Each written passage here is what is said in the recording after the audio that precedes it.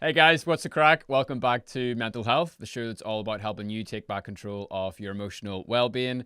My name's Hugh James. I am a podcaster and a former addict and depressed individual who's in recovery. We'll go with that. I'm joined today by my wonderful co-host. Take it away. Hey everybody, this is Steve Ilardi, and I just like to describe myself as a fellow traveler. But my day job, what do I do? Well, I wear a lot of hats, but I'm a psychologist, I am a professor, I'm a researcher.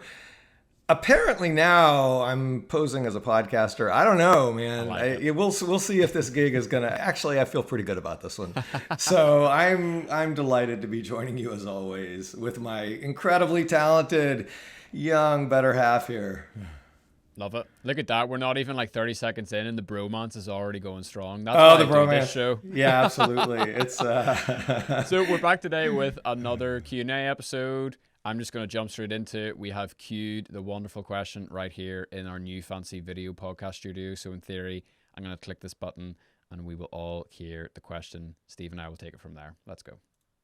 Dr. Ilardi, do you have any thoughts about the current research into therapeutic uses of psychedelics, MDMA for PTSD in veterans, psilocybin for chronic depression?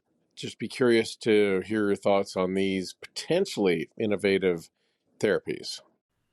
Yo, this is straight in there, man. Thank you very much for that question. You've given us really hot clickbait material. I intentionally wore my little drug dealer hat here just to kind of make it even spicier for the thumbnail. But Steve, this is something that I actually have never really had the chance to talk to you about. And it's something that every single podcaster and their granny seems to have something to say about. you So I'm know, interested to hear some of your yeah, takes on honestly, I'm eager to hear what Granny has to say it. about Molly and her friends. But yeah, no. You don't know my granny, dude. My granny's like she's like an Irish shaman, and people just come to her, and she's got something for Can we everything. can we bring her on? This sounds amazing. Dude, that would be an amazing title for an episode. Podcast interview with my Irish shaman. Oh my granny. God. Yes, let's go. Okay, so this is a great question. I have so many thoughts. But what I want to do, if it's okay, is zoom out, metaphorically zoom out, just to get a sense of the landscape at 30,000 feet. Like when we look at the entire space of pharmacological drug interventions for mental health, for mental illness, one of the big takeaways, and we've touched on this at several points, is that absolutely medications have helped improve and save millions of lives worldwide. We have to get that out there. Medications can be enormously useful. Okay, that's my preface to, to the following point, which is to a first approximation, our current armamentarium of medications are not very good. Okay, yes, they have helped many people, but they're not very good in the sense that they do not bring about complete and lasting healing for the majority of people who take them. And so those of us who are in the field, have been down in the trenches working with people who are suffering profoundly from myriad different forms of mental illness, we're just banging our heads against the wall. And that was the catalyst, honestly, that led me on my own journey as a clinical researcher to go from being basically a bench scientist doing real basic science in relative obscurity, but happy as a lark, to saying, okay, no. You know what? There's such desperate need for better treatment that I'm going to be a treatment researcher now. I'm going to be an interventionist because I had that flash of insight that so many of our modern affliction, so much of our modern suffering is really due to this profound mismatch between the way we're living and the way our bodies and brains are designed to be living, which is very different, right? We inhabit a very different world from that of our ancestors, even a couple centuries ago, let alone 20,000 years ago. So, okay, that's the backdrop. Our treatments are not very good on average. And so we have a profound need to make them better. One way that we can make them better, of course, is to lean into and leverage the power of therapeutic lifestyle. But I'm all about, like, let's do all the things. by any means necessary, let's throw everything we can that could possibly be useful at suffering, such as clinical depression, which, as we've talked about before, globally is the main driver for about 1 million deaths due to suicide every year. Let's throw everything we can at clinical anxiety, which is crippling and paralyzing, and at substance use disorders and at eating disorders and so forth. So psychedelics, they seem to hold this really tantalizing therapeutic potential, and yet they haven't really been very extensively investigated by researchers. So what we're left with, we're not going to take the time right now to go on a rant about why federal agencies in the US and the UK and Europe have been so profoundly terrified of psychedelics and have scheduled them. What I mean by scheduled is classified and regulated them as if they're the same thing as heroin and the same thing as cocaine. Absolutely, they're not. So let's get that out of the way. One of the reasons, I mean, if somebody came to us and said, well, hey, Hugh, hey, Steve, how about heroin? That has mood elevating effects. That can be really anxiolytic. It can really help anxiety. Oh, it can help people sleep. It's like, no, you know what? No, it's like profoundly addictive, and it kills people because it's super easy to overdose on it and stop breathing. Psychedelics are nothing like that.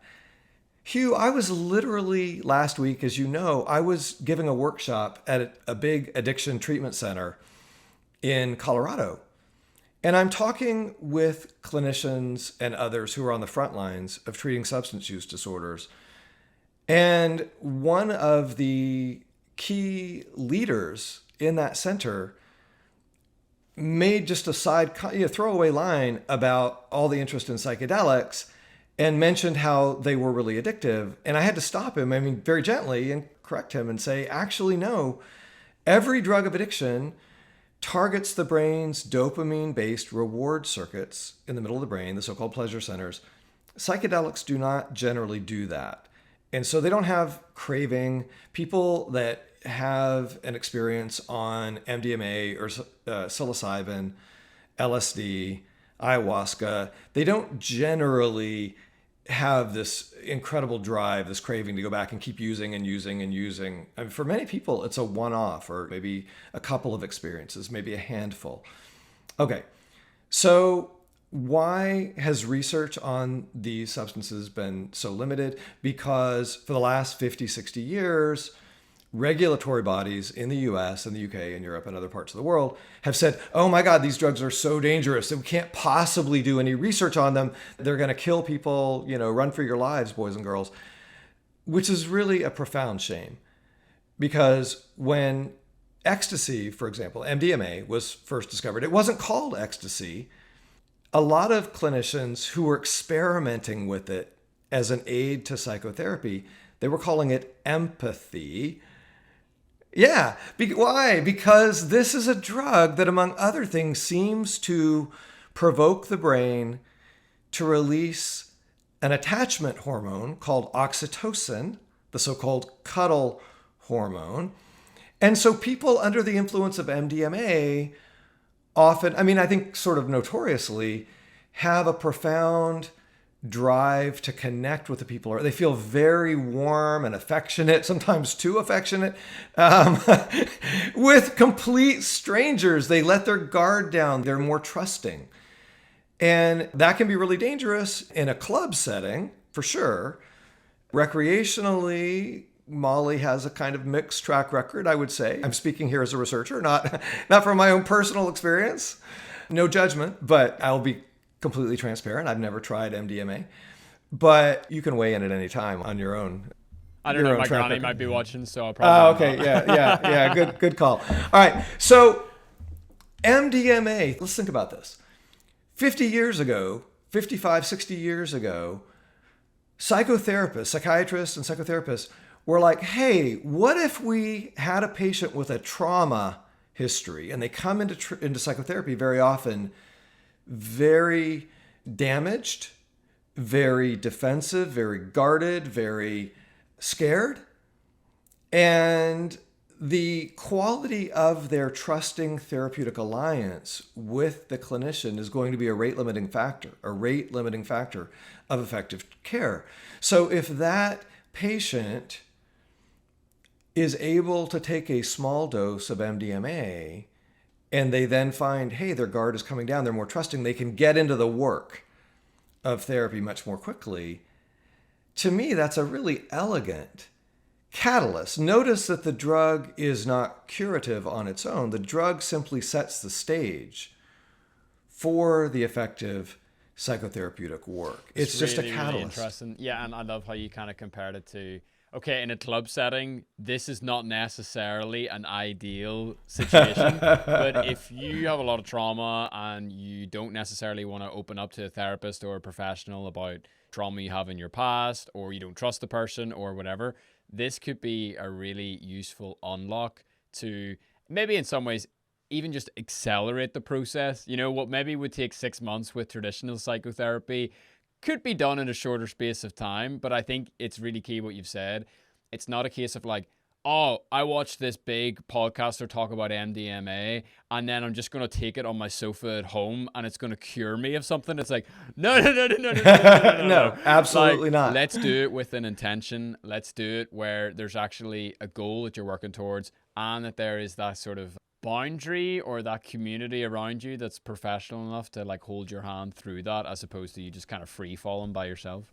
Absolutely. Yeah. Because I think almost all of us intuitively can get a sense of like, okay, let me think about this. If I take a drug that causes me to indiscriminately take my guard down and be very trusting for the people around me and feel very affectionate and very warm to the people around me, that is a very, very powerful psychoactive effect. And it could go either way in terms of being beneficial or harmful, right? In other words, it just is. It's a massive effect. It's a massive shift in our state of mind. And if we are not in a safe setting with one or more people who profoundly care about us and have our very, very best interests at heart, we're very vulnerable to being taken advantage of. And it's one of the reasons why I just wanted to put it out there as like, you know, in a club setting as a party drug, this can be really harmful for some people. And so it definitely, in my view, should be a controlled substance just to keep people safe. But I'm really, really curious, both intellectually, scientifically, and I guess clinically, about its potential as a catalyst for good psychotherapy. Now, having said that, I've never done therapy. I mean, I've treated hundreds of patients in therapy, but I've never conducted therapy knowingly with a patient who was taking MDMA. But if that were available, let's say in 5 or 10 years, and it could be done in a legal and appropriate setting, I would be eager to give it a go, because I can see. I mean, I think maybe it's just pretty intuitively obvious. We can both see like, hey, yeah, this might actually pan out. Now the proof's in the pudding, and we've just got to do the carefully controlled research to figure out if this really lives up to the hype. And if you don't mind, Hugh, I feel like that's a really nice pivot, the hype thing, to pivot to psilocybin. Because there's a lot of hype right now around psilocybin. Can I just jump in there? Yeah, oh please, yeah. So, you know, I, like you, I'm like pretty open to anything. Like if the research is there and it looks like it's working, I'm like, great, let's rule it out in a way that's appropriate. I do, by my nature, I don't know if it's because I'm like in recovery and have struggled with different addictions in the past. I just have like a real like gut level pushback to any sort of hype that's like, this is the answer, this is the solution, this is what we've finally been waiting on. If you just take this one thing, all of your wildest dreams will come true and all of your pain will disappear. Because I'm just like, guys, I get it. Like, I'm excited with you, but I also just know, like, time and time again, after getting on that hype train so many times, that there is no magic bullet and there is no shortcut up the mountain. And there's, even if it is the magic bullet, like, it's going to come with you still, like, putting in an insane amount of work. And so, you know, in all the hype, I'm just like, guys, please just, this is not a shortcut, because it just does not really exist. That's just how I feel about it. Yeah, well, I resonate with that a lot. Having said that, and I think it's good that we both put that caveat out there, let's talk about at least why many people, including many clinicians and researchers, are excited about psilocybin. In other words, like, what is the theoretical upside of this drug? What is it potentially? So psilocybin, for listeners who aren't as familiar, they've been living in a cave for the past decade. Psilocybin is... Hugh, you didn't even laugh at that. I'm doing dad joke material here, so yeah. Oh, there you go. That's a very good force. Hey, hang on one second. What about a wee bit of that? Oh! Okay. Yeah, that's... Wow. That's what I'm talking about right there. All right. That's oh my God. Ladies and gentlemen, Hugh has discovered a soundboard that's got effect. Please don't run through the... Okay, we'll just let the listener know there may be other effects coming at some point. He does have a... what do they call that? The little fake drum roll thing? Yeah, I don't know. Like just the drum joke or something? I don't know what you call it. Yeah, I don't know. When I was in college, we called it tink.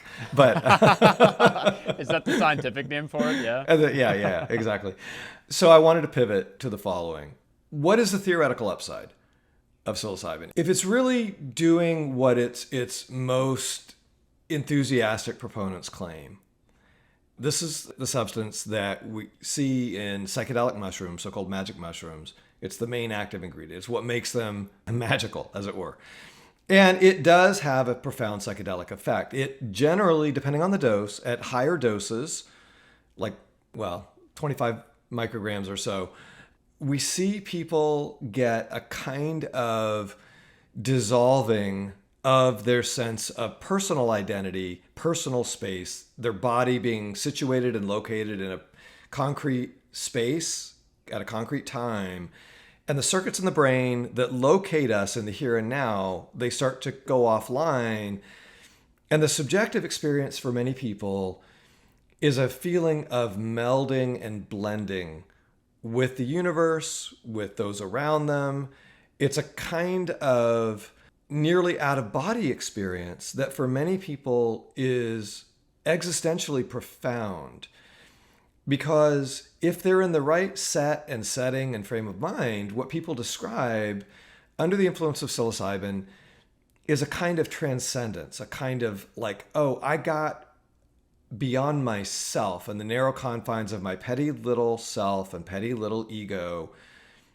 And I was part of something much bigger than myself. I was part of the divine and the magic and the transcendence of this universe. Yeah, it's like you realize how small you are and, the problems and the pain that is all consuming for you in the present. Like when you have that zoom out experience, you're like, whoa, this is just so ant-like, you know what I mean? And, maybe an inappropriate comparison would be the difference between you going through like suffering and then having like an acquaintance of yours going through suffering. Like whenever they're telling you the story, you can be moved to a certain extent. But if you don't really know them, if they're not really that close to you, you're kind of just like, oh, that's terrible. Like, I'm so sorry to hear that. Whereas if you were the one like telling the story, it would just mean everything to you and it would be your whole world and it would be all consuming. And it's that perspective shift I think can be really powerful.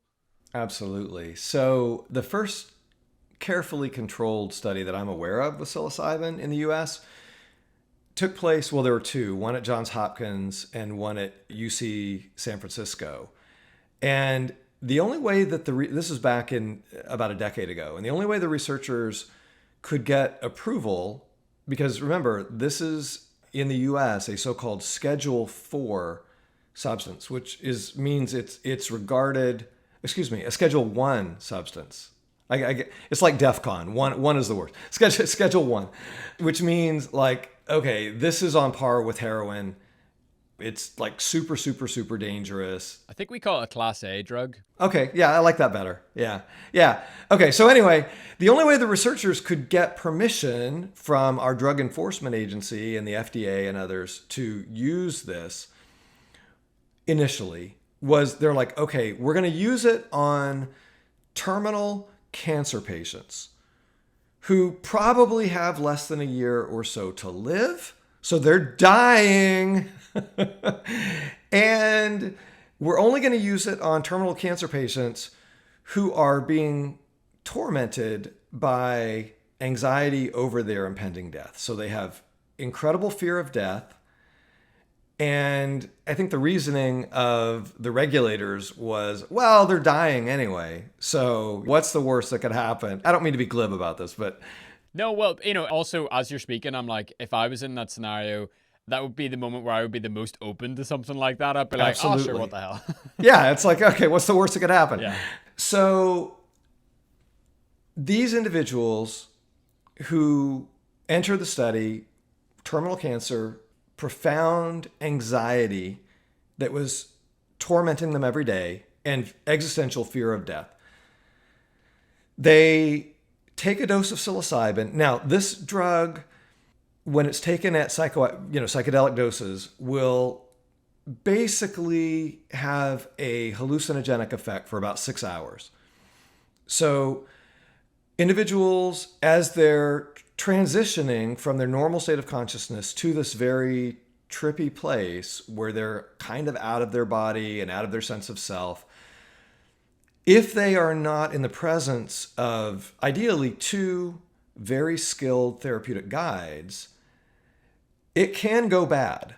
And there are lots of documented cases of people who freak the hell out and get terrified and traumatized by this experience. So in psychedelic research, it's very common to talk about the set and the setting. So they have to be in the right mindset, and they have to be in a setting that's very controlled, very calm.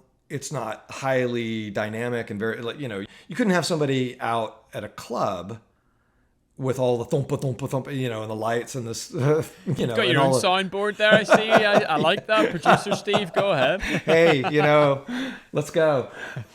So if the patient is in the right mindset where they understand in advance, here's kind of what you may expect, what could happen, and they've got two skilled therapeutic guides to reassure them that everything that's happening is normal and expected, and just go with it, and maybe talk about what you're experiencing, what's coming to you, what you're seeing, what you're thinking about experiencing. What happens after a couple of hours or so from this psychoactive dose is that most patients feel like they're entering another realm. They're traveling. They're traveling out of their body somehow. And it's really interesting is some neuroscientifically informed researchers who've taken the trip, they know. So like if you did this to me, Hugh, I'm going in and I'm a scientific skeptic, obviously. Well, I don't know if it's obvious, but it's obvious to me. I'm a scientific skeptic. And I'm going in and I'm like, okay, this is a brain trick. This drug is hacking my brain and it's taking offline some of the circuits in my right parietal cortex that locate my body in space and time. And I'm going to have this trippy dissociative experience. You're like the guy that goes to see David Blaine and understands like all of the specific like magician's tricks that he has. And you're like, it's not real magic. Whereas I go and I'm like, whoa, this is so cool. Okay, so here's the freaky thing. Even the hard-boiled skeptics who go into this thing knowing this is a trick on my brain, they come back 6 hours later, 4 to 6 hours after the effect wears off by then. And they're like, oh my God, yeah, I know it was like this thing, did this stuff to my brain, but that just opened the door and I've been to this other realm and it's real. It's freaking real and it's life-changing. Okay, now, so you can imagine for the typical terminal cancer patient, not burdened by the neuroscience, not burdened by the skepticism, they came back from this trip, most of them, and said, I have such a profound sense of peace and tranquility. And like, I'm okay with this. It's like, everything is going to be okay. Yeah, my body's dying, but this was such a profound experience. I just feel like I'm at one with the people around me, with the universe. And they did a follow-up, I believe it was at UCSF, where the vast majority of these patients, even months later, they just had one experience in the initial study. the great majority of them, even a few months later, were saying, yeah, this effect is still with me. This is one of the most meaningful things I've ever done. So that's really the acid test for any sort of... Oh. All right. Oh my God. You know what? Will this I be do on the acid test? I do. Apparently, I do dad jokes even unconsciously now. I actually yeah. was thinking while we're in this little like comedic break here, I was Yeah. thinking like as you were speaking, I was like, dude, what the heck was the placebo in those trials? Like, imagine how disappointed you would be. Like, okay, this is going to be the magic experience. You Yeah. get a normal mushroom and you bite into it, you're like, womp, womp, womp. Yeah. Well, it's funny you should raise that, and maybe we're gonna take a deep dive into all this, right? Yeah, we're we'll do gonna a full, like 2 hour, psychedelic experience. Okay, together. so I don't want to give away too much now then, because we're already at like the half-hour mark, and that was about our target. But what I will say is, finding a good placebo control has been an enormous challenge. The best one that I've seen in this kind of research is to give somebody a high dose of niacin, which is a B vitamin that is characterized at high doses by a so-called niacin flush. And so the person with high dose niacin will feel sort of tingly all over, especially in their face and their head, but maybe all over their body. And will get this really profound sort of skin reaction where the blood vessels dilate and they feel all flush and tingly. And it's not terrible as a control. It at least gives the patients an idea like, oh, this drug is doing something to me. And if they're in a mindset of like, oh, this is like going to really be trippy, then they might convince themselves that something psychedelic is happening. But it's really hard. It's really hard to control this adequately, obviously. I love that. Well, look, I'm happy enough. Like, is there anything burning you just have to get off your chest? I have to get off my chest. Let's yeah. do it. I always know there is, but I always just try to like guide us towards the runway at least. You know what I mean? You're a good man, Hugh. So yeah, let's just close with one little quick nugget. The biggest ever controlled trial of psilocybin for depression so far. 59 patients in the UK, and they were randomly assigned depressed, so they're pretty profoundly depressed, randomly assigned to get Lexapro, which is a drug called escitalopram is the generic. In the US, in the States we call it Lexapro. Do you have Lexapro? We call it citalopram because we don't really have drug names over here. Okay, well, pro tip, citalopram is different from escitalopram, slightly. Yeah, so citalopram we call Celexa, escitalopram we call Lexapro. They're pretty comparable drugs, but allegedly Lexapro is a little bit more favorable side effect profile. So patients randomly assigned to get psilocybin or the antidepressant, depressed patients. And at the end of 6 weeks, oh, by the way, the patients who got psilocybin got 2 doses and spaced 2 weeks apart, 2 sessions with the therapist. They got 2 trained therapist guides both times. And at the end of 6 weeks, there was about a 25% greater reduction in symptoms among the patients who got the psilocybin. But it was not statistically significant because it was, they didn't have a lot of statistical power. It was a small sample size. So that magnitude of difference, they couldn't rule out that it was just chance fluctuation because it was not a large difference. It was 2 points on a rating scale that started, as memory serves, somewhere around like 18. So it was a 2-point difference. Maybe, at least it was in the right direction. It was certainly at least, honestly, this is interesting to me. Even if it's just the same efficacy as the escitalopram, it was only 2 doses and no side effects. And we know that SSRIs have an array of potentially difficult side effects. So even just a finding of equivalence is interesting as an alternative. If it were somewhat superior, even if it's just moderately superior, now we're getting really interesting as an alternative because a lot of patients really do not want to be on an SSRI or an SNRI for the rest of their lives, the idea that they could just have 2 doses of psilocybin and get a moderately better effect, maybe a more enduring effect, I think that would be appealing to a lot of people. So let's just leave it there. We'll come back maybe, I don't know, what do you think? 6 months, 12 months and do a deep dive? I think 6 months. I think people will want more, you know. And actually, you may have noticed I've really held myself back this time because I had so many things I wanted to ask, and I've been quickly making a note of them because I'm like, I cannot let Steve off the hook, and I definitely want to do it whenever the mic's rolling. I don't want to just ask you, like, you know, on one of our phone calls.